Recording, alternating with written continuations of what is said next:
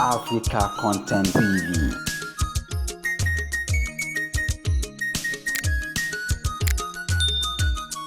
Dídé olórin ayé sọ pé ọmọdé ń kọrin yẹ gbọ́ sí lóòótọ́ ni ẹ̀yin olólùfẹ́ wa ẹ̀ tún gbà yẹ ẹ̀ tún gbọ́